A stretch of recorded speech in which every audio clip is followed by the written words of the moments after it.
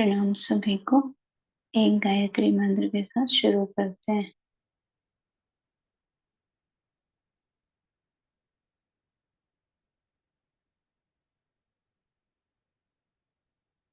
ओम भूर्भुवः स्वः तत्सवितुर्वरेण्यं भर्गो देवस्य धीमहि धियो यो नः प्रचोदयात्। प्रणाम सभी को।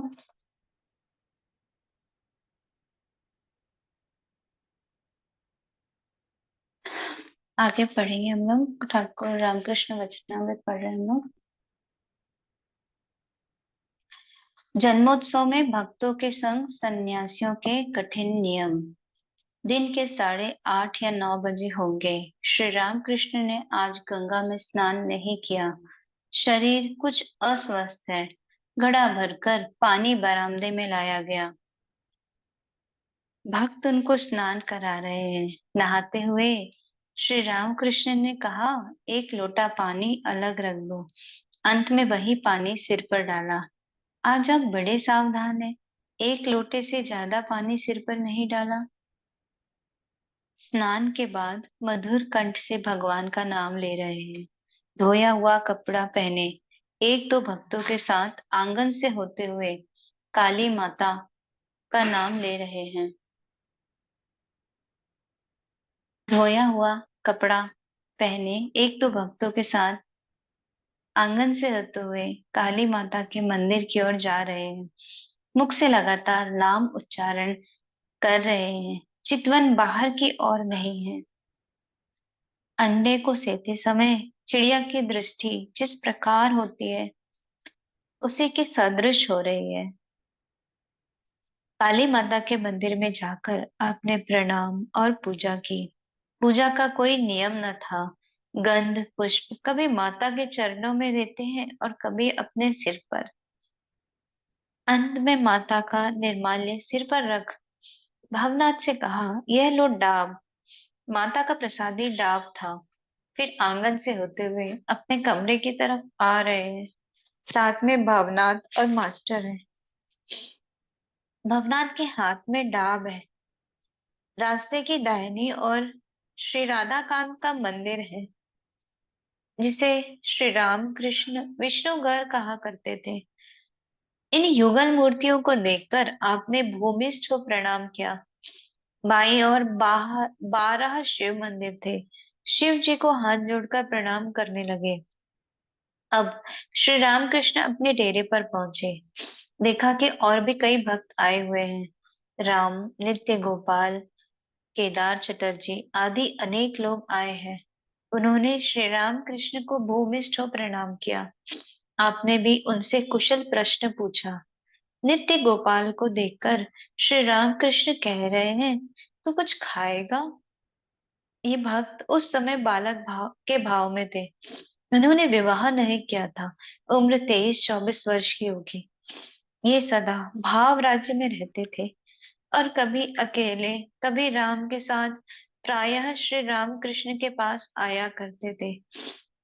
श्री राम कृष्ण इनकी भावावस्था को देखकर इनसे बड़ा प्यार करते थे और कभी कभी कहते हैं कि इनकी परमहंस की अवस्था है, इसलिए आप इनको गोपाल जैसे देख रहे हैं।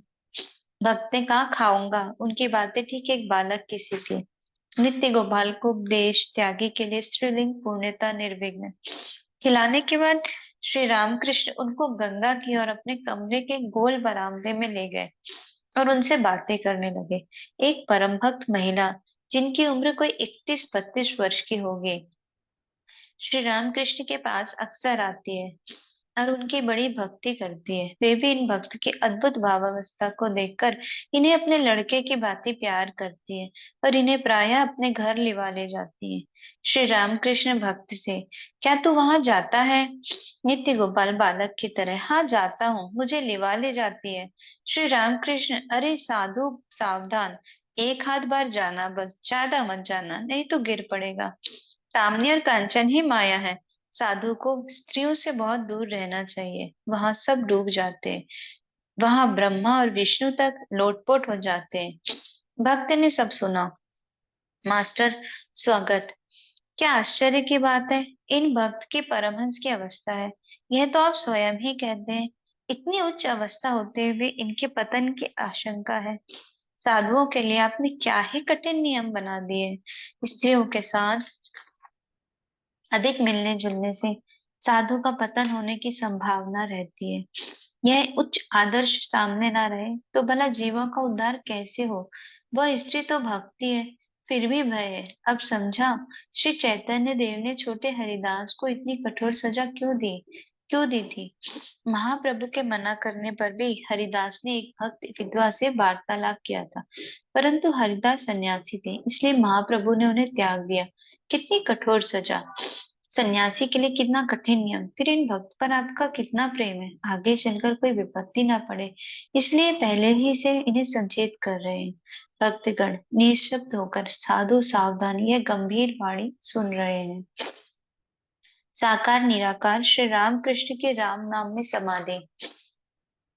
अब श्री रामकृष्ण भक्तों के साथ अपने कमरे के उत्तर पूर्व वाले बरामदे में आ गए हैं। भक्तों में दक्षिणेश्वर के रहने वाले एक गृहस्थ भी बैठे हैं। वे घर पर वेदांत की चर्चा करते हैं। श्री रामकृष्ण के सामने वे केदार चटर्जी से शब्द ब्रह्म पर बातचीत कर रहे हैं। श्री रामकृष्ण और अवतारवाद, श्री रामकृष्ण और धर्म समन्वय। दक्षिणेश्वर वाले यह अनाहत शब्द सदैव अपने भीतर और बाहर हो रहा है। श्री रामकृष्ण, केवल शब्द होने से ही तो सब कुछ नहीं हुआ। शब्द का एक प्रतिपाद्य विषय भी तो होना चाहिए। तुम्हारे नाम ही से मुझे थोड़े ही आनंद होता है। बिना तुमको देखे 16 आने आनंद नहीं होता। दक्षिणेश्वर वाले, यह शब्द ही ब्रह्म है, अनाहत शब्द। ठाकुर केदार से, आहा, समझे तुम, इनका ऋषियों का सा मत है। ऋषियों ने श्री रामचंद्र से कहा, राम, हम जानते हैं कि तुम दशरथ के पुत्र हो। भरद्वाज आदि ऋषि भले ही तुम्हें अवतार जानकर पूजे, पर हम तो अखंड सच्चिदानंद को चाहते हैं। यह सुनकर राम हंसते हुए चले गए। केदार, ऋषियों ने राम को अवतार नहीं जाना तो वे नासमझ थे। ठाकुर गंभीर भाव से, तुम ऐसा मत कहना। जिसकी जैसी रुचि और जिसके पेट में जो चीज पचे। ऋषि ज्ञानी थे, इसलिए वे अखंड सच्चिदानंद को चाहते थे, पर भक्त अवतार को चाहते हैं, भक्ति का स्वाद चखने के लिए। ईश्वर के दर्शन से मन का अंधकार हट जाता है। पुराणों में लिखा है कि जब श्री रामचंद्र सभा में पधारे, तब वहां मानो 100 सूर्यों का उदय हो गया। तो प्रश्न उठता है कि सभा में बैठे हुए लोग जल क्यों नहीं गए। इसका उत्तर यह है कि उनकी ज्योति जड़ ज्योति नहीं है। सभा में बैठे हुए सब लोगों के हृदय कमल खिल उठे। सूर्य के निकलने से कमल खिल जाते हैं। श्री रामकृष्ण खड़े होकर भक्तों से यह कह ही रहे थे कि एकाएक उनका मन बाहरी जगत को छोड़ भीतर की ओर मुड़ गया। हृदय कमल खिल उठे, ये शब्द कहते ही वो समाधि मग्न हो गए। श्री रामकृष्ण उसी अवस्था में खड़े हैं। क्या भगवान के दर्शन से आपका हृदय कमल खिल उठा। बाहरी जगत का कुछ भी ज्ञान आपको नहीं है। मूर्ति के द्वारा आप खड़े हैं, मुंह उज्जवल और सहास्य है। भक्तों में से कुछ खड़े और कुछ बैठे हैं।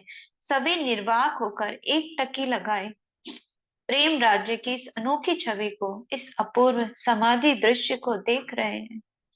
बड़ी देर बाद समाधि टूटी। श्री रामकृष्ण लंबी सांस छोड़कर बारंबार राम नाम उच्चारण कर रहे हैं। नाम के प्रत्येक वर्ण से मानो अमृत टपक रहा है। श्री रामकृष्ण बैठे, भक्त भी चारों तरफ बैठकर उनको एकटक देख रहे हैं। श्री रामकृष्ण भक्तों से, जब अवतार आते हैं तो साधारण लोग उनको नहीं जान सकते, वे छिपकर आते हैं। 2 ही 4 अंतरंग भक्त आपको जान सकते हैं। राम पूर्ण ब्रह्म थे, पूर्ण अवतार थे। यह बात केवल 12 ऋषियों को मालूम थी। अन्य ऋषियों ने कहा था, राम, हम तो तुमको दशरथ का बेटा ही समझते हैं। अखंड सच्चिदानंद को अब कोई थोड़े ही समझ सकता है। परंतु भक्ति उसी की पक्की है जो नित्य को पहुंचकर विलास के उद्देश्य से लीला लेकर रहता है।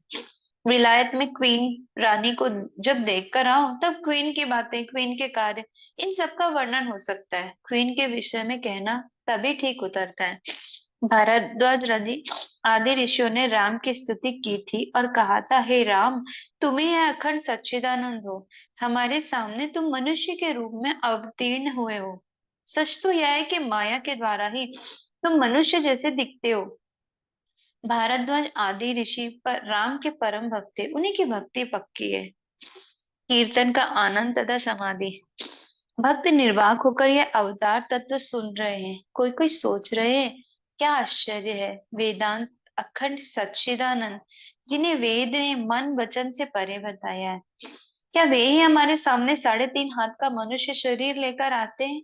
जब श्री राम कृष्ण कहते हैं तो वैसा अवश्य ही होगा। यदि ऐसा ना होता तो राम राम कहते हुए इन महापुरुष को क्यों समाधि होती? अवश्य इन्होंने हृदय कमल में राम का रूप देखा होगा। थोड़ी देर में कौन नगर से कुछ भक्त मृदंग और झांझ संकीर्तन करते हुए बगीचे में आए। मनमोहन, नबाई आदि बहुत से लोग नाम संकीर्तन करते हुए श्री रामकृष्ण के पास उसी उत्तर पूर्व वाले बरामदे में पहुंचे। श्री रामकृष्ण प्रेमोन्मत्त होकर उनसे मिलकर संकीर्तन कर रहे हैं। नाचते नाचते बीच में समाधि हो जाती है। तब संकीर्तन के बीच में निष्पद होकर खड़े रहते हैं। उसी अवस्था में भक्तों ने उनको फूलों की बड़ी बड़ी मालाओं से सजाया। भक्त देख रहे हैं, मानो सामने ही श्री गौरांग खड़े हैं, गहरी भाव समाधि में मग्न हैं। श्री गौरांग की तरह श्री राम कृष्ण की भी 3 दशाएं हैं। तभी अंतरदशा, तब जड़ वस्तु की भांति आप बेहोश और निस्पंद हो जाते हैं। कभी अर्ध बाह्य दशा, तब प्रेम से भरपूर होकर नाचते हैं, और फिर बाह्य दशा, तब भक्तों के साथ संकीर्तन करते हैं। तो ठाकुर की 3 दशा थी। एक तो कभी कभी जड़ वस्तु की बात बेहोश और निस्पंद हो जाते, मतलब इतने बेहोश हो जाते थे कि लोगों को लगता था प्राण वापस आएंगे भी या नहीं आएंगे। कभी कभी मतलब एक एक रात उनको वेट करना पड़ता था उनके भक्तों को।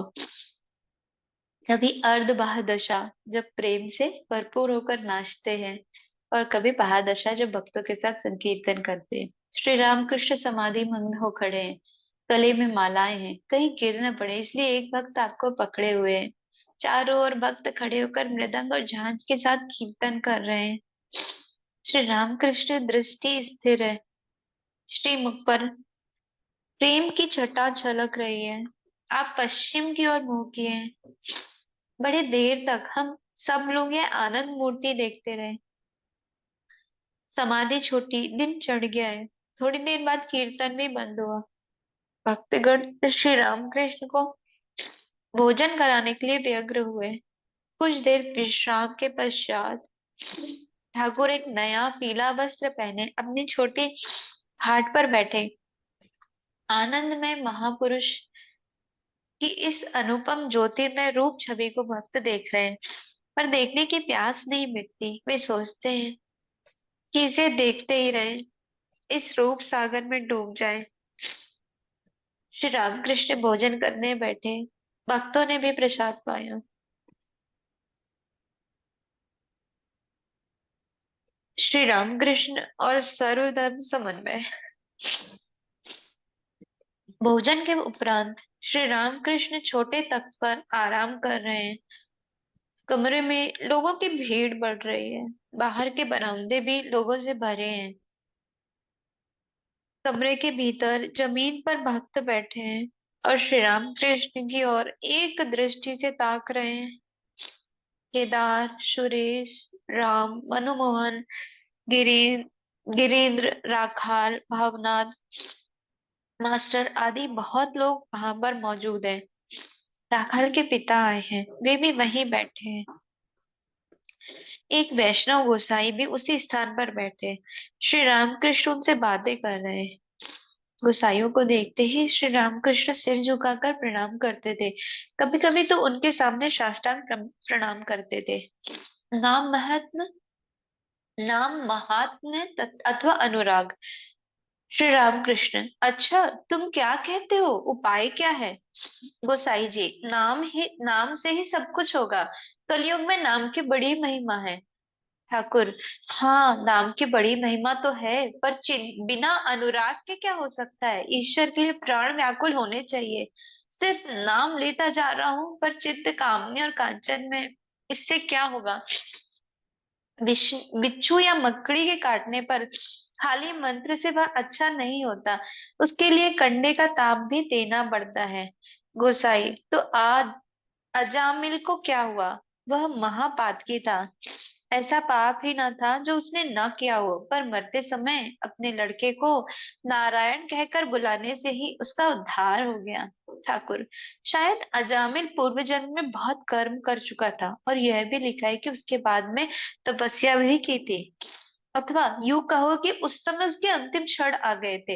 हाथी को नहला देने से क्या होगा? फिर धूल मिट्टी लिपटा कर वह ज्यों का त्यों हो जाता है। पर हाथी खाने में घुसने के पहले ही अगर कोई उसकी धूल झाड़ दे और उसे नहला दे, तो फिर उसका शरीर साफ रह सकता है। मान लिया कि नाम से जीव एक बार शुद्ध हुआ, पर वह फिर तरह तरह के पापों में लिप्त हो जाता है। मन में बल नहीं, वह प्रण नहीं करता कि फिर पाप नहीं करूंगा। गंगा स्नान से सब पाप मिट जाते हैं, सही है, पर सब लोग कहते हैं कि वे पाप एक पेड़ पर चढ़े रहते हैं। जब वह मनुष्य गंगा जी से नहाकर लौटता है, तो वे पुराने पाप पेड़ से कूदकर फिर उसके सिर पर सवार हो जाते हैं। सभी हंसने लगते हैं। उन पुराने पापों ने फिर उसे घेर लिया। दो चार कदम चलते ही उसे दर्द दबाया। इसलिए नाम भी करो और साथ ही प्रार्थना भी करो कि ईश्वर पर अनुराग हो, और जो चीजें दो दिन के लिए हैं, जैसे धन मान देह सुख आदि, उनसे आसक्ति घट जाए। इसलिए नाम भी करो और साथ ही प्रार्थना भी करो कि ईश्वर पर अनुराग हो, और दो जो चीजें दो दिन के लिए हैं, जैसे धन मान देह सुख आदि, उनसे आसक्ति घट जाए। वैष्णव धर्म तथा सांप्रदायिकता। गोसाई से, यदि आंतरिकता हो तो सभी धर्मों से ईश्वर मिल सकते हैं। वैष्णवों को भी मिलेंगे, तथा शाक्तों वेदांती और ब्राह्मणों को भी, मुसलमानों और ईसाइयों को भी। हृदय से चाहने पर सबको मिलेंगे। कोई कोई झगड़ा कर बैठते हैं।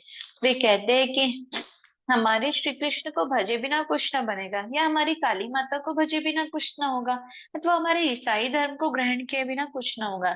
ऐसी बुद्धि का नाम हठ धर्म है, अर्थात मेरा ही धर्म ठीक है पर बाकी सबका गलत। यह बुद्धि खराब है। ईश्वर के पास हम बहुत रास्तों से पहुंच सकते हैं।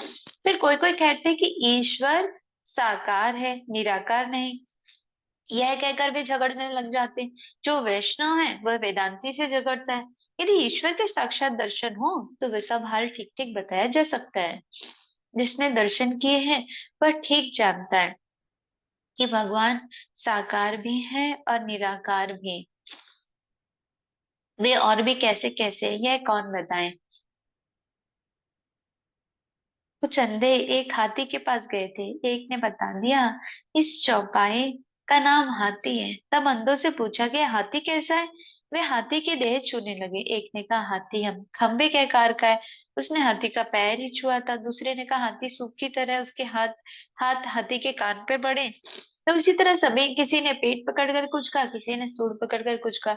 ऐसे ही ईश्वर के संबंध में जिसने जितना देखा है, उसने यही सोचा है कि ईश्वर बस ऐसे ही है और कुछ नहीं है।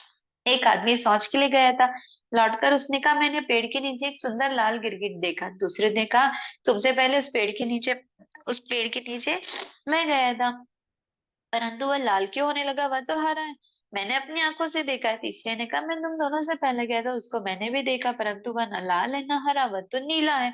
और दो थे, उनमें से एक ने बताया पीला और एक ने कहा कि इस तरह अनेक रंग हो गए। अंत में सब में झगड़ा होने लगा। हर एक का यही विश्वास था कि उसने जो कुछ देखा वही ठीक है। उनकी लड़ाई देख एक ने पूछा, तुम लड़ते क्यों हो? जब उसने कुल हाल सुना तब कहा, मैं उसी पेड़ के नीचे रहता हूँ और उस जानवर को मैं खूब पहचानता हूँ।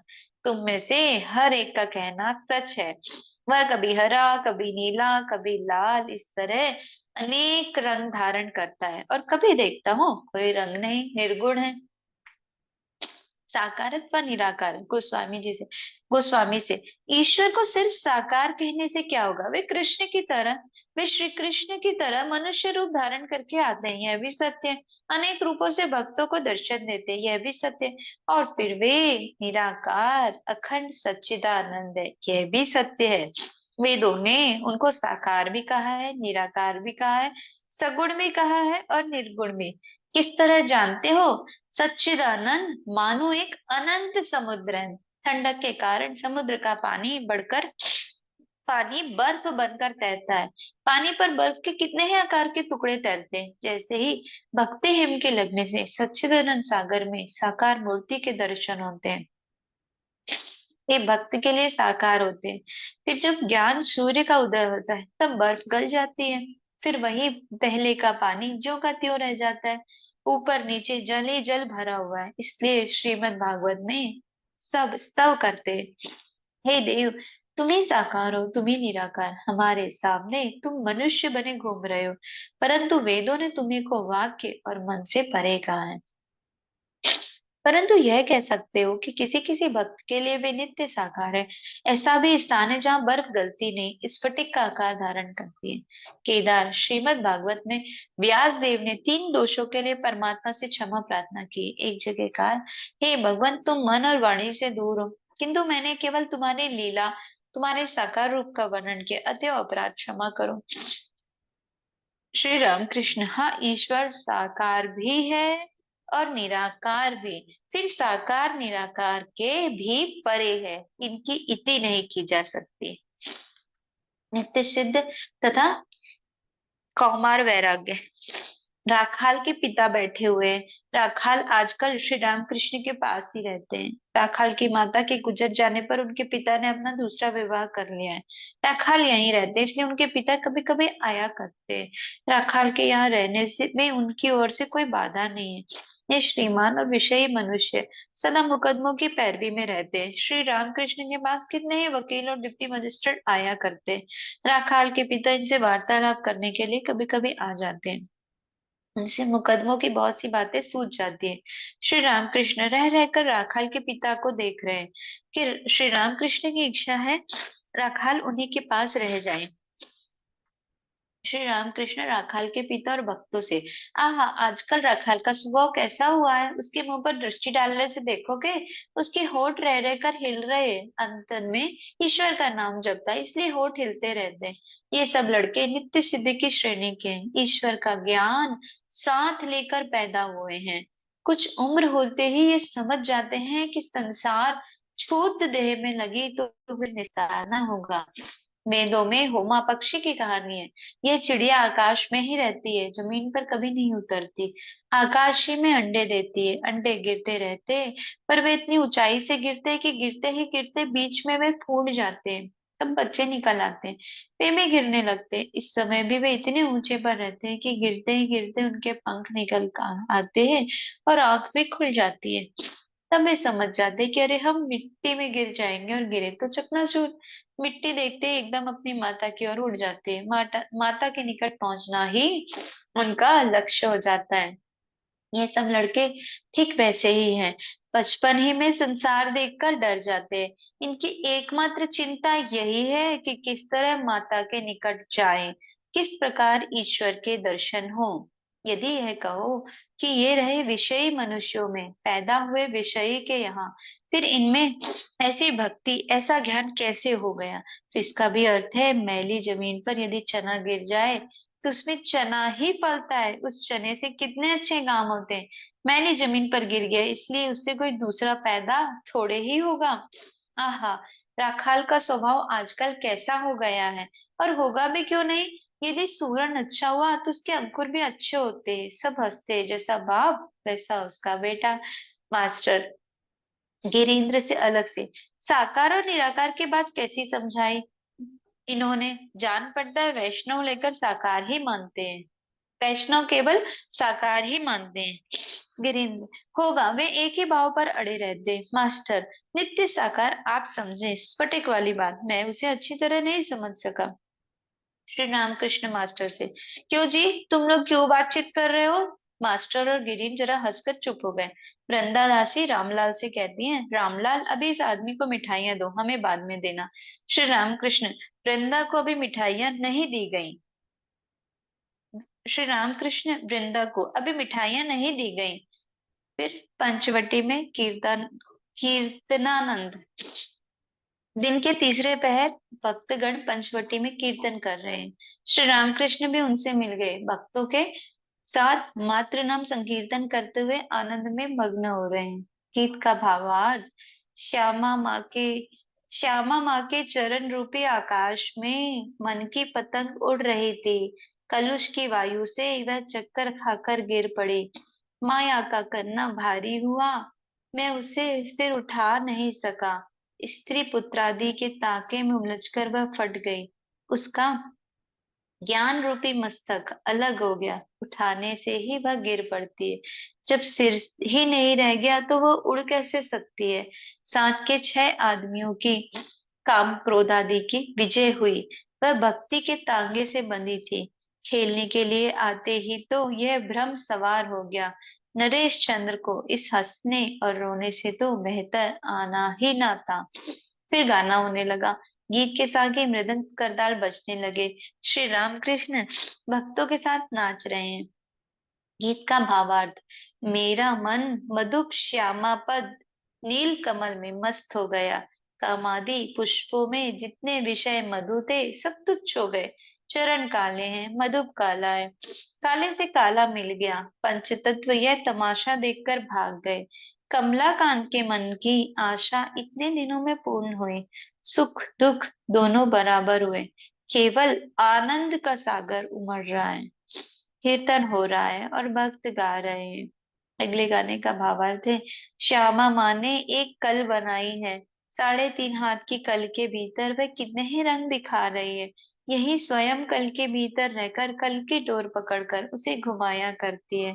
कल कहती है, मैं खुद घूमती हूँ। वह यह नहीं जानती कि कौन उसे घुमा रहा है। जिसने कल को पहचान लिया उसे कल ना होना होगा। किसी किसी कल की भक्त रूपी डोर में श्यामा माँ स्वयं बंधी हुई है। किसी किसी कल की भक्ति रूपी डोर में श्यामा माँ स्वयं बंधी हुई है। भक्त लोग आनंद करने लगे। जब उन्होंने थोड़ी देर के लिए गाना बंद किया तब ठाकुर उठे। इधर उधर अभी अनेक भक्त हैं। श्री रामकृष्ण पंचवटी से अपने कमरे की ओर जा रहे हैं। मास्टर साथ हैं। बकुल के पेड़ के नीचे जब वे आए तब त्रैलोक्य से भेंट हुई। उन्होंने प्रणाम किया। श्री रामकृष्ण त्रैलोक्य से, पंचवटी में वे लोग गा रहे हैं, एक बार चलकर देखो तो। त्रैलोक्य, मैं जाकर क्या करूं। ठाकुर, क्यों, देखने का आनंद मिलता है। त्रैलोक्य, एक बार देखा। ठाकुर, अच्छा ठीक है। श्री रामकृष्ण और गृहस्थ धर्म। 5:30 या 6 बजे का समय है। श्री रामकृष्ण भक्तों के साथ अपने कमरे के दक्षिण पूर्व वाले बरामदे में बैठे हुए हैं। भक्तों को देख रहे हैं। श्री रामकृष्ण केदार आदि भक्तों से, जो संसार त्यागी है वह तो ईश्वर का नाम लेगा ही। उसको तो और दूसरा काम ही नहीं। वह यदि ईश्वर का चिंतन करता है तो उसमें आश्चर्य की बात क्या है। वह यदि ईश्वर की चिंता ना करे, यदि ईश्वर का नाम ना ले, तो लोग उसकी निंदा करेंगे। संसारी मनुष्य यदि ईश्वर का नाम जपे तो समझो उसमें बड़ी मर्दांगिनी है। देखो, राजा जनक बड़े ही मर्द थे। वे 2 तलवारें चलाते थे, एक ज्ञान की और एक कर्म की। एक और पूर्ण ज्ञान था और दूसरी ओर वे संसार का कर्म कर रहे थे। बच्चलन स्त्री घर के सब कामकाज बड़ी खूबी से करती है, परंतु वह सदा अपने यार की चिंता में रहती है। साधु संग की सदा आवश्यकता है। साधु ईश्वर से मिला देते हैं। केदार, जी हाँ, महापुरुष जीवों के उद्धार के लिए आते हैं। जैसे रेलगाड़ी के इंजन के पीछे कितनी ही गाड़ियां बंधी रहती है, परंतु वह उन्हें घसीट ले जाता है। अथवा जैसे नदी या तड़ाग कितने ही जीवों की प्यास बुझाते हैं। भक्तगण क्रमशः भक्तगण घर लौटने लगे। सभी ने श्री रामकृष्ण को भूमिष्ठ प्रणाम किया। भावनाथ को देखकर ठाकुर बोले, तू आज ना जा। तुझ जैसों को देखते ही उद्दीपना हो जाती है। भवनाथ अभी संसारी नहीं हुए। उम्र 19-20 होगी। गोरा रंग, सुंदर देह। ईश्वर के नाम से आंखों में आंसू आ जाते हैं। श्री रामकृष्ण उन्हें साक्षात नारायण देखते हैं। ब्रह्म भक्तों के प्रति उपदेश। समाधि में फागुन के कृष्ण पक्ष की पंचमी है। बृहस्पतिवार 29 मार्च 1883। 1883। दोपहर को भोजन करके भगवान श्री रामकृष्ण थोड़ी देर के लिए विश्राम कर रहे हैं। दक्षिणेश्वर के काली मंदिर का वही पहले का कमरा है। सामने पश्चिम की ओर गंगा बह रही है। दिन के 2 बजे का समय है। ज्वार आ रहा है। कोई कोई भक्त आए हुए हैं। ब्रह्म भक्त श्री अमृत और ब्रह्म समाज के नामी गवैये श्री तैलोक, जिन्होंने केशव सेन के ब्रह्म समाज में भगवान की लीलाओं का गुणगान कर बालक वृद्ध सभी का कितनी बार मन लुभाया है, आए हैं। राखाल बीमार है। उन्हीं की बात श्री रामकृष्ण भक्तों से कह रहे हैं। श्री रामकृष्ण, यह लो, राखाल बीमार पड़ गया, क्या सोडा पीने से अच्छा होता है? न जाने क्या होगा। राखाल, तू जगन्नाथ का प्रसाद खा। यह कहते कहते ठाकुर एक अद्भुत भाव में आ गए। शायद आप देख रहे हैं, साक्षात नारायण सामने राखाल के रूप में बालक का वेश धारण करके आ गए हैं। इधर कामनी कंचन त्यागी बालक भक्त सुदात्मा राखाल है, और उधर भगवत प्रेम में सदा मस्त रहने वाले श्री रामकृष्ण की प्रेम भरी दृष्टि। अतएव वात्सल्य भाव का उदय होना स्वाभाविक था। राखाल को वात्सल्य भाव से देखते हुए आप बड़े ही प्रेम से गोविंद गोविंद उच्चारण करने लगे। श्री कृष्ण को देखकर यशोदा के मन में जिस भाव का उदय होता था, यह शायद वही भाव है। भक्तगण यह अद्भुत दृश्य देख रहे हैं। एकाएक वह भाव स्थिर हो गया। गोविंद नाम जपते हुए भक्तावतार श्री राम कृष्ण समाधि मग्न हो गए। शरीर चित्रवत स्थिर हो गया। इंद्रिया मानो अपने काम से जवाब देकर चली गई। नासिका के अग्रभाग पर दृष्टि स्थिर हो रही है। सांस चल रही है या नहीं, इसमें संदेह है। इस लोक में केवल शरीर पड़ा हुआ है। आत्मा राम चिदाकाश में विहार कर रहे हैं। अब तक जो माता की तरह संतान के लिए घबराए हुए थे, वे अब कहाँ हैं? क्या इसी अद्भुत अवस्था का नाम समाधि है? इसी समय गेरवे गेरवे कपड़े पहने हुए एक अपरिचित बंगाली सज्जन आ पहुंचे। भक्तों के बीच में बैठ गए। कर्मेन्द्रियाणि संयम्य आस्ते मनसा स्मरन् इंद्रियार्था इंद्रियार्थान विमूढ़ात्मा मिथ्याचारा स उच्यते। गीता जी के तीसरे अध्याय का 6वां श्लोक है। गेरुआ वस्त्र और सन्यासी अभिनय में भी झूठा आचरण नहीं करना चाहिए। धीरे धीरे श्री राम कृष्ण की समाधि टूटने लगी। भाव में आप ही आप बातचीत कर रहे हैं। श्री राम कृष्ण गेरुआ देखकर, ये गेरुआ क्यों? क्या कुछ लपेट लेने ही से हो जग हो गया है? हंसते हैं। किसी ने कहा था चंडी छोड़कर अब ढोल बजाता हूँ। पहले चंडी के गीत गाता था, फिर ढोल बजाने लगा। सभी हंसते हैं। वैराग्य 3-4 प्रकार के होते हैं। जिसने संसार की ज्वाला से दग्ध होकर गेरुआ धारण कर लिया है, उसका वैराग्य अधिक दिन नहीं टिकता। किसी ने देखा काम कुछ मिलता नहीं, झट गेरुआ पहनकर काशी चला गया। 3 महीने बाद घर में चिट्ठी आई। उसने लिखा है, मुझे काम मिल गया है, कुछ ही दिनों में घर आऊंगा, चिंता ना करना। परंतु जिसके सब कुछ है, चिंता की कोई बात नहीं, किंतु फिर भी कुछ अच्छा नहीं लगता। अकेले अकेले में भगवान के लिए रोता है। उसी का वैराग्य यथार्थ वैराग्य है। मिथ्या कुछ भी अच्छा नहीं, मिथ्या वेश भी अच्छा नहीं।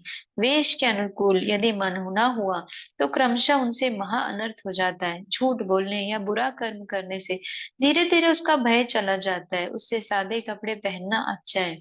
मन में आसक्ति भरी है, कभी कभी पतन भी हो जाता है। और बाहर से गेरुआ, यह बड़ा ही भयानक है। केशव के घर जाना और नव वृंदावन दर्शन, जहाँ यहाँ तक कि जो लोग सच्चे हैं, उनके लिए कौतुकवश भी झूठ की नकल बुरी चीज है।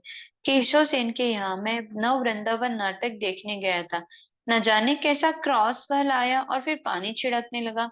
कहता था शांति जल है, एक को देखो। मतवाला बना बहक रहा था। ब्रह्म वक्त को बाबू थे। श्री रामकृष्ण, भक्त के लिए इस तरह का स्वांग करना भी अच्छा नहीं। उन सब विषयों में बड़ी देर तक मन को डाल रखना दोष है। मन धोबी के घर का कपड़ा है, जिस रंग से रंगोगे वही रंग उस पर चढ़ जाएगा। मिथ्या में बड़ी देर तक डाल रखोगे तो मिथ्या ही हो जाएगा। एक दूसरे दिन निमाई सन्यासी का अभिनय था। केशव के घर में मैं भी देखने के लिए गया था। केशव के कुछ खुशामदी चेलों ने अभिनय बिगाड़ डाला था। एक ने केशव से कहा, कली काल के चैतन्य तो आप ही हैं। केशव मेरी ओर देखकर हंसता हुआ कहने लगा, तो फिर ये क्या हुआ है? मैंने कहा, मैं तुम्हारे दासों का दास, रज की रज हूँ। केशव को नाम और यश की अभिलाषा थी, इसलिए वह ऐसा कर रहे थे। प्रणाम सभी को। अच्छा, इतना और पढ़ लेते हैं, एक पेज और पढ़ लेते हैं। नरेंद्र आदि नित्य सिद्ध है, उनकी जन्मजात भक्ति। श्री रामकृष्ण अमृत और त्रैलोक्य से। नरेंद्र और राखाल आदि ये जो लड़के हैं, ये नित्य सिद्ध है। ये जन्म जन्मांतर से ईश्वर के भक्त हैं। अनेक लोगों को बड़ी साधना के बाद कहीं थोड़ी सी भक्ति प्राप्त होती है, परंतु इन्हें जन्म से ही ईश्वर पर अनुराग है, मानो स्वयंभू शिव है, बैठाए हुए शिव नहीं।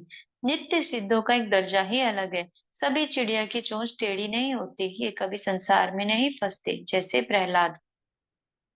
साधारण मनुष्य साधना करता है, ईश्वर पर भक्ति भी करता है और संसार में भी फंस जाता है। स्त्री और धन के लिए भी हाथ लपकाता है। मक्खी जैसे फूल पर ही बैठती है, बर्फियों पर ही बैठती है और विष्ठा पर भी बैठती है। सब स्तब्ध है। नित्य सिद्ध तो मधुमक्खी की तरह होते हैं। मधुमक्खियां केवल फूल पर बैठती हैं और मधु ही पीती हैं। नित्य सिद्ध राम रस का ही पान करते हैं, विषय रस की ओर नहीं जाते। साधना द्वारा जो भक्ति प्राप्त होती है, इनकी वह भक्ति नहीं है। इतना जप, इतना ध्यान करना होगा, इस तरह पूजा करनी होगी, यह सब विधिवादी भक्ति है। जैसे किसी गांव में किसी को जाना है, परंतु रास्ते में घने खेत पड़े हैं, तो मेड़ों से घुसकर उस घूमकर उसे जाना पड़ता है। अगर किसी को सामने वाले गांव में जाना है, परंतु रास्ते में नदी पड़ती है, तो टेढ़ा रास्ता चक्कर लगाते हुए ही पार करना पड़ता है। राग भक्ति, प्रेमा भक्ति, ईश्वर पर आत्मियों की सी प्रीति होने पर फिर कोई विधि नियम नहीं रह जाता। तब का जाना धने खेतों की मेड़ों पर का जाना नहीं, किंतु कटे हुए खेतों से सीधा निकल जाना। चाहे जिस ओर से सीधे चले जाओ, बाढ़ आने पर फिर नदी के टेढ़े रास्ते से नहीं जाना पड़ता। तब इधर उधर की जमीन और रास्ते पर एक बांस पानी चढ़ जाता है, तब तो बस सीधे नाव चलाकर पार हो जाऊं। इस राग भक्ति, अनुराग या प्रेम के बिना ईश्वर नहीं मिलते। समाधि तत्व सर्विकल्प, सविकल्प और निर्विकल्प। अमृत। महाराज, इस समाधि अवस्था में भला आपको क्या जान पड़ता है? श्री रामकृष्ण। सुना नहीं, भौरे की चिंता करते करते झिंगुर भौरा ही बन जाता है। वह अनुभव कैसा होता है जानते हो? मानो हड्डी की मछली को गंगा में छोड़ दिया हो। मानो हंडी की मछली को गंगा में छोड़ दिया हो। अमृत। क्या जरा भी अहंकार नहीं रह जाता? श्री राम कृष्ण। हाँ, बहुधा मेरा कुछ अहंकार रह जाता है। सोने के एक टुकड़े को तुम चाहे कितना घिस डालो, पर अंत में एक छोटा सा कण बचा ही रहता है। और जैसे कोई बड़ी भारी अग्नि राशि है, उसकी एक जरा सी चिंगारी हो, ब्रह्म ज्ञान चला जाता है, परंतु प्रायः थोड़ा सा अहंकार रह जाता है। बाह्य ज्ञान चला जाता है, परंतु प्रायः थोड़ा सा अहंकार रह जाता है। शायद वे विलास के लिए रख छोड़ते। मैं और तुम, इन दोनों के रहने ही से स्वाद मिलता है। कभी कभी इस अहम को ही वे मिटा देते हैं। इसे जड़ समाधि या निर्विकल्प समाधि कहते हैं। तब क्या अवस्था होती है, कहा नहीं जा सकता। नमक का पुतला समुद्र मापने गया था, जो ही समुद्र में उतरा कि गल गया। तदा कारित। अब लौटकर कौन बतलाए कि समुद्र कितना गहरा है। प्रणाम सभी को। यहीं तक पढ़ते हैं आज। शांति पाठ कर लेते हैं। ओ असतो मा सद्गमय तमसो मा ज्योतिर्गमय मृत्युर्मा ऋतम गमय। ओम शांति शांति शांति। सर्वारिष्ट शांतिर्भवतु। प्रणाम आप सभी को।